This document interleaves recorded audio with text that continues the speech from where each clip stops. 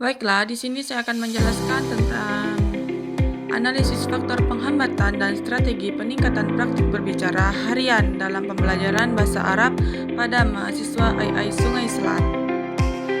Pembahasan pertama yang mengenai latar belakang. Pembelajaran bahasa Arab tidak hanya menekankan pada penguasaan tata bahasa dan kosakata, tetapi juga pada kemampuan berbicara, maharatul kalam. Praktik berbicara harian menjadi aspek penting agar mahasiswa terbiasa menggunakan bahasa Arab secara aktif. Namun, dalam pelaksanaannya masih ditemukan berbagai kendala yang menghambat kelancaran dan keberlanjutan praktik berbicara harian di lingkungan sekolah AI Sungai Selat. Penjelasan kedua yaitu rumusan masalah.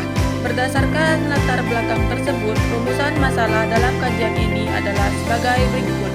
Yang pertama, apa saja faktor-faktor yang menghambat praktik berbicara harian dalam pembelajaran bahasa Arab pada siswa AI Sungai Selat? Yang kedua, bagaimana bentuk hambatan internal yang berasal dari mahasiswa dalam praktik berbicara harian bahasa Arab? Yang ketiga, bagaimana hambatan eksternal termasuk lingkungan dan proses pembelajaran yang memengaruhi praktek berbicara harian berbahasa Arab. Yang terakhir, strategi apa saja yang dapat diterapkan untuk meningkatkan praktik berbicara harian dalam pembelajaran bahasa Arab pada mahasiswa AI Sungai Selat. Pembahasan yang ketiga yaitu tujuan penelitian. Yang pertama, untuk mengetahui dan menganalisis faktor-faktor yang menghambat praktik berbicara harian dalam pembelajaran bahasa Arab pada siswa AI Sungai Selat. Yang kedua, untuk mengidentifikasikan hambatan internal mahasiswa yang mempengaruhi kemampuan dan keberanian berbicara bahasa Arab. Yang ketiga, untuk menganalisis hambatan eksternal baik dari lingkungan sekolah maupun proses pembelajaran terhadap praktik berbicara harian berbahasa Arab. Yang terakhir, untuk merumuskan strategi yang efektif dan meningkatkan praktik berbicara harian bahasa Arab pada siswa AI Sungai Selat. Pembahasan keempat yaitu metode penelitian. Metode penelitian yang digunakan dalam penelitian ini adalah metode kualitatif deskriptif. Metode ini dipilih karena penelitian bertujuan untuk memahami secara mendalam fenomena faktor-faktor penghambatan serta strategi peningkatan bahasa Arab. Pendekatan kualitatif memungkinkan penelitian menggali data secara langsung dari subjek penelitian berdasarkan kondisi nyata di lapangan. Penjelasan kelima yaitu kajian teori. Kajian teori merupakan landasan konseptual yang digunakan untuk mendukung penelitian. Kajian ini berfungsi sebagai acuan dalam menganalisis permasalahan penelitian, khususnya yang berkaitan dengan faktor penghambatan dan strategi peningkatan praktik berbicara harian dalam pembelajaran bahasa Arab. Yang keenam, penelitian yang relevan. Pertama, itu menunjukkan kepada analisis yang memengaruhi keterampilan berbicara berbahasa Arab pada siswa.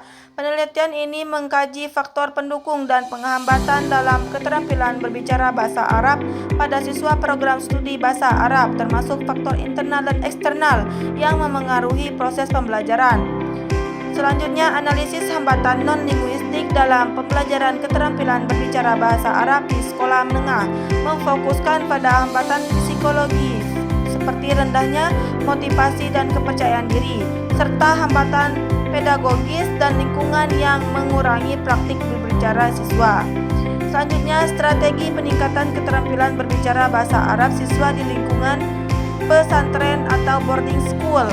Studi ini menggambarkan strategi peningkatan keterampilan berbicara melalui praktik harian, pembiasaan bahasa, dan penciptaan lingkungan bahasa Arab yang aktif bagi siswa. Penjelasan terakhir itu mengenai teknik pengumpulan data. Teknik pengumpulan data yang digunakan dalam penelitian ini meliputi yang pertama, observasi, yaitu pengamatan langsung terhadap pelaksanaan praktik berbicara harian dalam pembelajaran bahasa Arab. Yang kedua, wawancara, yaitu tanya jawab serta langsung dengan mahasiswa dan guru untuk memperoleh informasi mendalam terkait hambatan dan strategi pembelajaran.